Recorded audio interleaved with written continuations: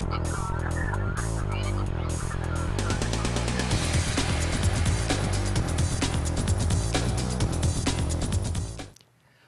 to MacVoicesTV. This is the talk of the Mac community, and I'm Chuck Joyner. Thanks for joining us. This time we're going to do a little bit of a Macworld follow-up and a little more with Mark Fuccio, the Senior Director from Data Robotics, the makers of Drobo. Mark, it's good to see you. Hi, Chuck. It's good to be with you and do our experiment with video.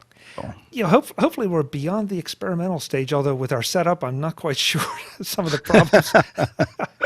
It is Skype after all. It is Skype, and this is not a perfect technology, but it's the best thing we've gotten. It's pretty good, especially if you don't mind doing a little work in post to smooth it out. Oh, yes. We'll make it up in post. Yeah, exactly. Yeah. I think I'm going to have that tattooed right there. Oh. Well, Drobo obviously had a very successful Macworld. You were kind enough to offer me a little time in your booth to talk to some of the people that came by about what I do with Drobo. But that was from my perspective. How did you feel Macworld went for you? Looking back at it, I think going into it, everyone's a little apprehensive, not knowing how the show would be impacted by not having Apple this year. The first day when it opened up to the general public at 12, boom, by 12:05, it seems like we got hit with a tidal wave of people. Stayed that way for the first day, stayed that way through the second day, and on Saturday when they opened up to the general public, we had pretty good turnout. But by the middle of the afternoon, I think before the long weekend, on Valentine's Day, by around 3:30, it seemed to start to empty out, and there were only the diehards walking the show floor at that point. And I must say, even at that point, met some new people who had some really strong interest. Yeah, I have to tell you, it seems like no matter how long an expo is, the last afternoon, everyone's getting a little fatigued. There's sort of that, that downturn. But there is also a bit of a rush for the people who are still there and they just haven't gotten to every booth they want. I know that's what I was experiencing. I still had a lot of people that I wanted to go see and talk to that I just hadn't had the chance to. And that surprises a lot of viewers, I think, because they felt like, some people out there have been saying, well, you could do the show in half an hour. I had 3 full days and I couldn't get it all done. I agree. I walked the show floor. I even, on the first day when it opened up and it was lightly attended for press and the other VIPs, we had plenty of people at the Drobo booth. I was walking the floor, and even with it basically empty, I couldn't walk the entire show and look at everything in 30 minutes. So I think anyone who said they walked in 30 minutes and saw everything is living in a little bit of a fantasy world. Well, I think they may have been looking for something, really big and sexy to pull them in. And admittedly, there may not have been any big, sexy products that everybody would benefit from. But it seemed like there were a lot of niche things that, depending on what your particular interest or need was, you benefited from spending some time with those folks and in their booths. But I saw a lot of new products, a lot of things I'm very interested in and want to do some follow-up on now that a month later, we've all had just a little sleep and a little bit of time to catch up. Right. I think maybe that's becoming the role of trade shows in the modern web era, is that you go there to see what's new. And this year, probably one of the innovations that they had was they had the little iPhone app area where they had 4 developers per table. I don't know, they had maybe it seemed like a dozen or so tables. There was a lot of interesting things there, and a lot of interesting creativity among vendors, as well as Drobo. This has been our 3rd year in a row attending Macworld, and it's always rewarding to see a mixture of people that you've met in past years. And even still, we've met lots of people who said, what do you guys do? I've heard about you. My friend has one. We met a lot of people who have Drobos that came by and said, this is great, what's new? So I think overall there was maybe everyone had scaled back expectations, but overall I think it was for us at least, was a very successful show. I was anxious to hear your perspective because 3 years later, now you have released new products. You're no longer a 1 or 2 product company, and you've made a lot of enhancements to the high end. You've brought the prices in line with, I will say, the the consumer market, and that doesn't imply that you're a a 995 kind of product, nor should you be. But you really market to the entire range of the Mac user space and really the computer user space, so that if there's someone who is an average consumer and they have a mass storage need or want, Drobo is where they should go. If you're a pro, Drobo is where you should go. So you cut across a broad swath of things. And again, you seem to be busy the whole time talking about all of your products. Right. I think compared to a year ago where we only had one Drobo, now we have four Drobo models. And as you were saying, they span quite a wide range from $399 all the way up to $34.99 as list prices for the various systems. So one of the differences you get as you go across the product line, besides price, is ultimately capacity and performance. And we are able, that we have a very gifted development team and chief architect who created very scalable technology. So we can go from a simple backup system that somebody may be using for backing up photos or storing their iTunes library, all the way up in a variety of different configurations to high-end systems that video production shops are using, where they have multiple editors pounding on it every day, day in and day out. So we have a confluence of, I think, good technology. Certainly semiconductors allow making a lot of this possible. And in the Mac world, there's as you well know, there's a wide spectrum in terms of capabilities and requirements that all sorts of different Mac people have.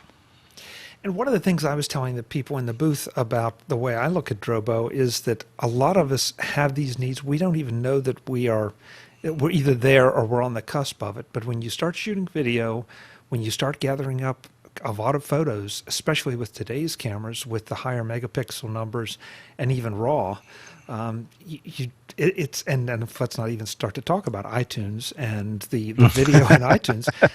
Right. Pretty soon those 500 gig terabyte drives, 1.5 terabyte drives and all, they fill up surprisingly fast, and you say, oh, number one, where am I going to put this stuff? Number two, how am I going to back it up? Because a lot of this I don't want to take a chance on losing. And the answer, one of the big answers, I better say it that way, so I don't build you up too much, but one of the big answers has to be Drobo. Right. I think if you look at say the macro environment, everybody, whether it's somebody collecting iTunes or if it's small companies or even large companies, they're all expecting that their data is going to grow some huge amount, anywhere from 75 to a couple 100% this year to next year. And if you look against that as a backdrop, one of the problems with traditional RAID and traditional storage systems is expense. In the small business world, of which creative video editors and photographers and the like, they're all small businesses. That surveys indicate that at best, IT spending will be up 3%, this year.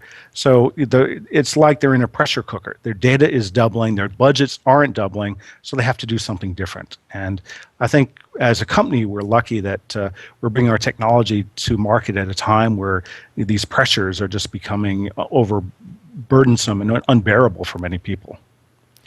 And as you said, I was surprised at the number of people that stopped by just while I was there and said, well, what's Drobo and exactly what does it do and why do I want it? And I thought we have to have Mark on more often because there are too many people that don't know about this product and how much it can apply to them. So, yeah, well, I think part of our cross to bear as a storage company is if you look at the storage world, everyone tends to use the same language. And what Drobo does is so very different that it's really an experiential product. So you either have to see it yourself, either at a trade show or we have some great videos, on our site that try to convey it, or you have to know somebody who has one. And ultimately, it's the combination of those factors that I think is helping us grow and propel forward. But in the grand scheme of things, until people actually see it, it's really difficult to appreciate how it's different from the other RAID boxes that kind of sound like they're saying the same things, but the way they actually approach it is completely different. Yeah, and it's that secret sauce that you all put on it that people need to be educated about, because you're right, there's so many RAID products out there, there's so many boxes that are housing massive storage, and they have their place, and that's great. There's nothing wrong with them. But Drobo is a bit of a different animal, and it serves a lot of different purposes. A lot Exactly. of just beyond raw storage. Right. And because it is experiential, that I think maybe segues into why at Macworld we did the Spirit of Macworld video contest, and that is, to try to get people interested and excited to learn more about the technology. And we have two lucky winners who were actually able to create videos, who have received a Drobo S as prizes. So I think in that way it's furthering just a contribution back into the Mac community, as well as helping fulfill our mission of making more people knowledgeable about what Drobo does. Of course, we had you on MacVoicesTV before Macworld to announce that contest, and I thought it was a great idea. It wasn't the first year you've done it, but this year, with all the now we know unjustified uncertainty, that you were committing to Drobo S's to get people to do this. And the two winners, I don't know how they would have come up with two approaches to video that were much different. One, Melodies, was a live thing shot at the show on the show floor of her, and Doug came up with something that almost looked more of a promotional piece that you would have put out there ahead of time. So it was just very nice to see two very different winners take this medium and express themselves. Actually, we were gratified that we had an interpretive topic. And as you did say, we got such very different, entries. Doug's piece actually almost more showed sort of the evolution of Apple technologies in terms of the way he cast it, and I think Melody, kind of gave a little bit of a contact excitement into what was going on the show floor in terms of visiting our booth as well as multiple other booths and capturing some of the ambiance. It's difficult in 60 seconds, but that was a target we set in order to try to not overburden all the judges with long, endless videos. Yeah, to try to do it in a minute is a challenge, but I think Melody may have a future in broadcasting. Doug hid behind the camera, but Melody put herself out there. Absolutely, and she was follower of Drobo on Twitter, and had a lot of dialogue back and forth before that. So it was really great that she was able to create a video and actually won.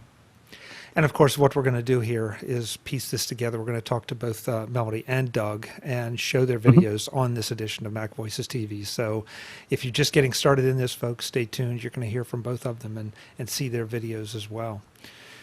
Mark, I always do this to you, and you never waver. You never give me any hints. Anything going on for the future that we can look forward to, or do I have to wait until you call me and say, yes, we have it?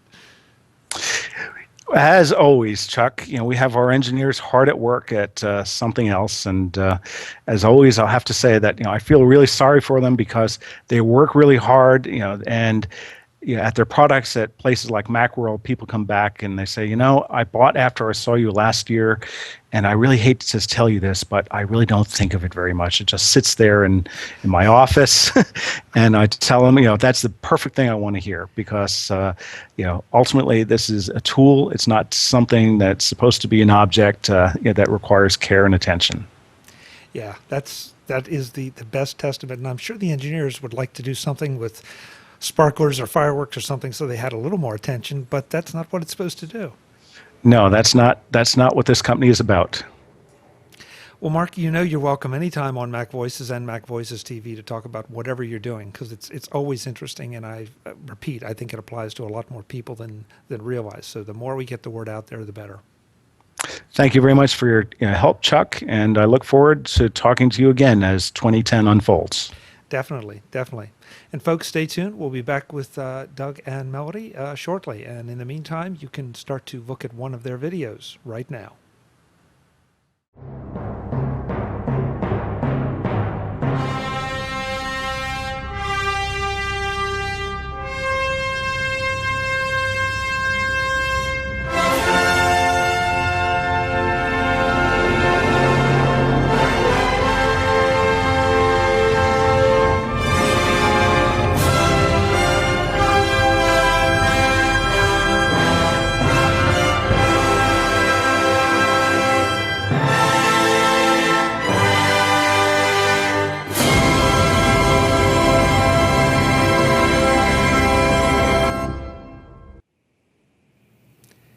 I'm joined by Doug Chapin, the one of the winners of the Drobo contest, the Spirit of Macworld 2010. Doug, welcome to Mac Voices TV. Thank you. I really appreciate you being here. I think it's interesting to talk to the people who create these videos, because when someone throws a video contest out there and says, give us your interpretation of something, that's what it ends up being, an interpretation. And so everybody looks at things differently. How did you, in particular, look at Macworld 2010? Well, unfortunately, I was not able to attend it. So for me, it was sort of like, reaching out into what I would hope to get out of it or hope that was there. And actually, I sort of had to depend on people like yourself who posted a bunch of the podcasts up there for me to see what was going on. So for me, it was just more of, hoping to see things that were, new and just continuing the great Mac tradition.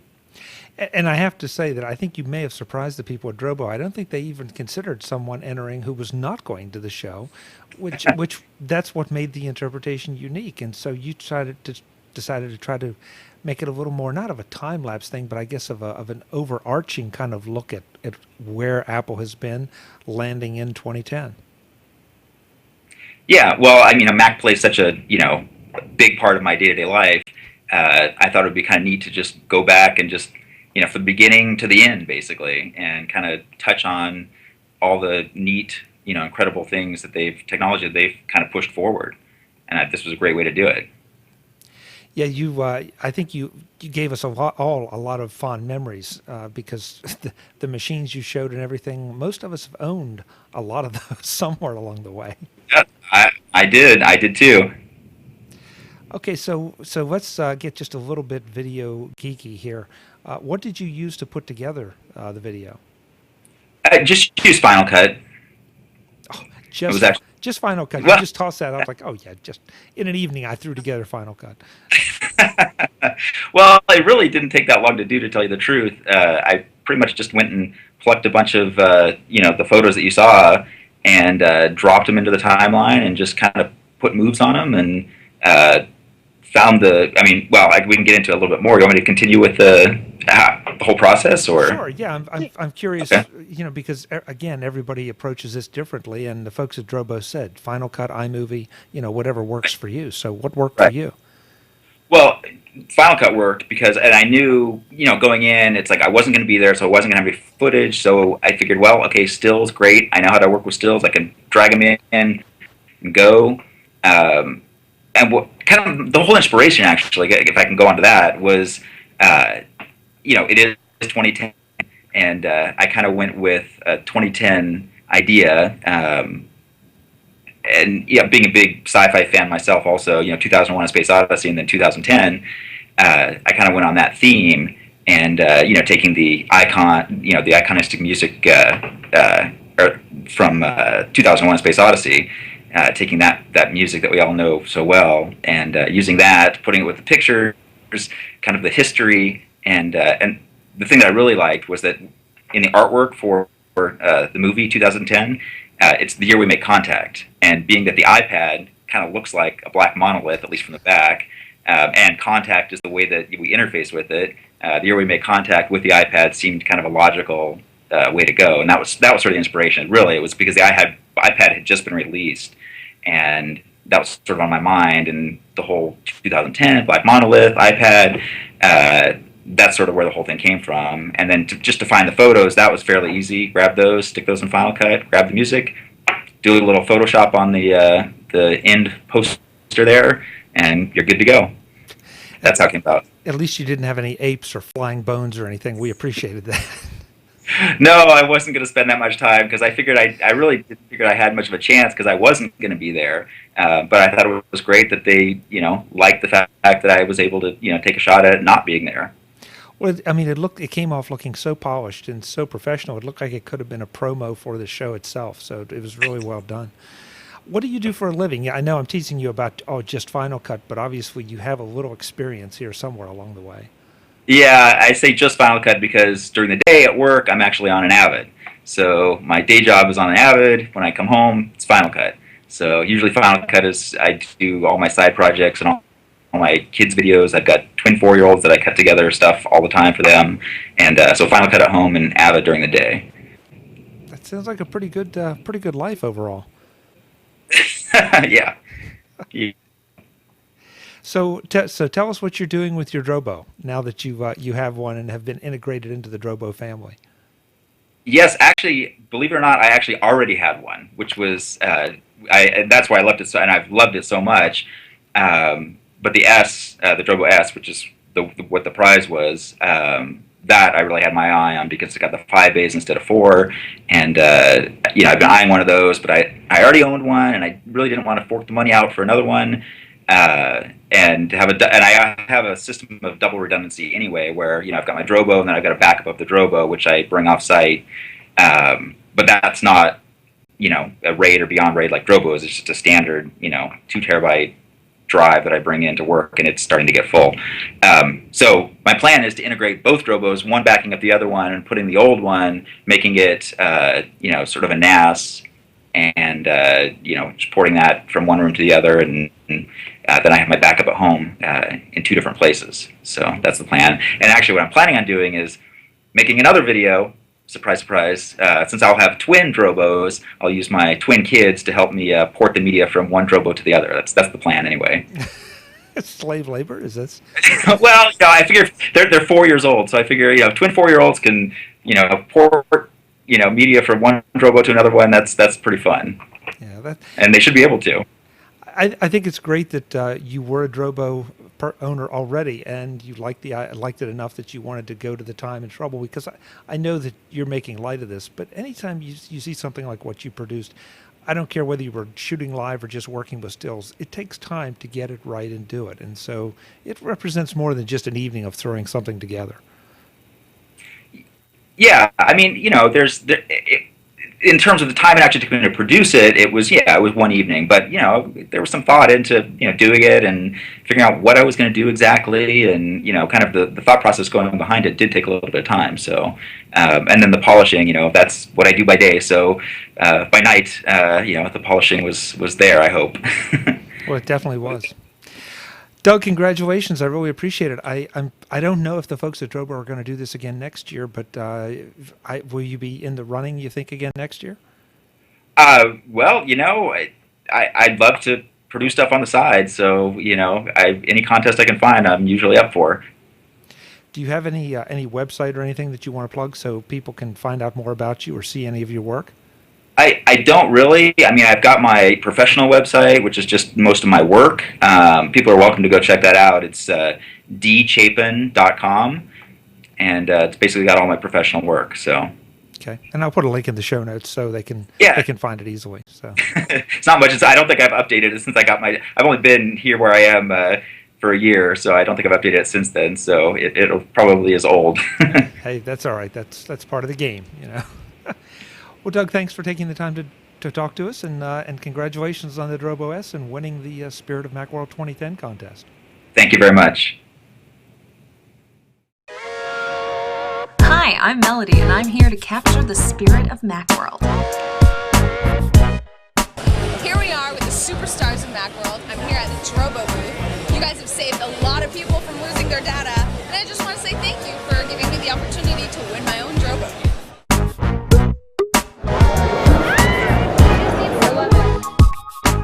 This is a 16 gig flash drive. We just saw 2 gigs that are like this big. 16, it's meant to be scratch proof. You can dig with it in the dirt, and it's waterproof. So why bother getting into those funky ones? Awesome. Of course. So we're here at Joby. You've probably heard of the GorillaPod tripod, but now they're back with a flashlight, and it's eating my hand. So it's been a great Macworld for little companies and our old favorites alike. Thanks again, Drobo, for the opportunity to win. I'll catch you guys next year. Next up on this edition of MacVoicesTV is Melanie Akhtari. She is the other winner, if we should can say it that way, of the Drobo Spirit of Macworld 2010 contest. Melanie, welcome to MacVoicesTV. Hi, thank you for having me, Chuck. I just said as we started this, sunny California. It looks really nice. I believe you're located in Berkeley? Yes, I'm sitting at the Haas School of Business at UC Berkeley, and it's a gorgeous day, finally, after all the rain. Oh yeah, tough life there in California, Melanie. I know it is. Your video took a little bit different tack than your co-winner Doug's. You were a little bit more of a correspondent on the floor, delivering a little more feel of what the show was like. Why did you choose that approach? Any particular reason? Well, in order to capture the spirit of Macworld, you have to be on the floor and talk to people on the floor. So that's what I thought about it. My boyfriend Kyle and I both went to the show together. I've been to a zillion tech shows, and he's been to a zillion tech shows. It was actually our first one together. So finally we got to experience that together. And he's a film student, so I said, bring your camera. Let's do this the right way. And I'm a business student, so I just brought the charm. So bringing that together, we captured the spirit. I noticed there were a lot more smaller companies, so it was a lot more accessible to talk with different companies and representatives. It's a good time. I see. So you brought in a ringer and your boyfriend to help with the video part, and you just were the on-camera talent. I'm just the talent. He brought the skills. Yeah. That's great. For the video geeks out there, what did he edit it in? Final Cut or iMovie? Do you know? He's usually in Final Cut. In Final Cut. Okay, great. What did you shoot it with? I think he's using the Panasonic GH1, I believe. Okay. It's a 5D's, competitor. It's a very nice camera. So it wasn't even a video camera; it was a still camera with video. Yeah, it's a still camera with, obviously full HD video. It's what he has bought for his film courses as his video camera. Melody, I have to tell you, I think that you have at least one other option with your on-camera personality. You maybe should consider communications, or at least a minor in communications, just to have a second option. I thought about it, and why just stick to one thing? You can do everything at once, so don't worry about that. I got that covered. Okay. Why am I not surprised? Okay, so you now are the proud owner of a Drobo. I have to ask you, what are you doing with a Drobo, and why did you bother to even enter the contest? Because while this was not a lot of work, it still represents some time, and especially at a show where you go to see the show. Mm-hmm. Well, right when I saw the tweet that Drobo had set out that they're doing a contest at Macworld, somewhere that I was planning on going already. And the opportunity to win a Drobo, I was so excited because I knew the pieces are, fitting right into each other, and I'm going to win that Drobo. So, now I'm using it to back up all my photos, which are really important because, you think your collection's going to stop at like 100 gigs of photos, but you buy another camera and the file quality is even bigger. So it's just incrementally getting bigger and bigger. So I really need to back that up because they're very valuable. So I've got, a number of backups now of my photos, which are very important. And of course, at school, I don't want to lose any of my precious work that I spent, hours and hours on. So documents, also very important for me to back up my documents. You sound like a Drobo commercial, but it really is true. That's the great thing about it. There's a definite different kind of sense of security. Even if that's your only backup option, at least you feel a whole lot better about it. Yeah, I used to do some pretty manual options. So just get myself a nice empty hard drive and then do retrospect express backups or carbon copy cloning backups. But this solution is just so much easier because the other ones you have to go out of your way to do. Whereas with Drobo, it's safer too. So I'm just more comfortable. Yeah. Will we see you at Macworld 2011? Of course. Good. I will be there. Maybe I'll go win something else. I'd like an iFi card. Well, we'll call the folks at iFi, see if they can do a contest just for you. How's that? Yeah, it's a good idea. Melanie, thanks so much. I want to make sure you have the opportunity. Any websites that you have that you want to promote, or your Twitter identity or whatever? Not much really that is out there, but you can follow me on Twitter. It's iMelody, MELODY, with an I before it. It's one way of spelling something. Wonder where you came up with that. Yeah. I was the original iGirl. Oh, I see. I see. Okay, that's your claim to fame. Yes. That's good. Well, I hope we will see you at Macworld 2011. And if you need a business recommendation, I think all you need to do is just show them that video, and you'll be well on your way. Thanks, Chuck. Appreciate it. Thank you, Doug. Thank you, Melody. Congratulations on winning a Drobo S and participating in the Spirit of Macworld 2010 contest. I want to thank all of the judges, starting with Chuck Joyner, who we've already seen. In addition, we had 5 other well-known podcasters on the judging panel. Callie Lewis, who I think you all know as the host of Geek Brief. We had internationally Don McAllister, the host of Screencasts Online. Coming back to the U.S., Katie Floyd, the co-host of Mac Power Users podcast. Dr. Kiki Sanford, the host of This Week in Science. And Victor Cahiel, the host of the Typical Mac User podcast, rounded out the judging panel. I want to thank everybody for all their time and attention in this project. And for the viewers, I want to ask you to join and follow Drobo at Drobo on Twitter. And pay attention, because who knows, we may have another contest of some sort in the near future. Thank you very much.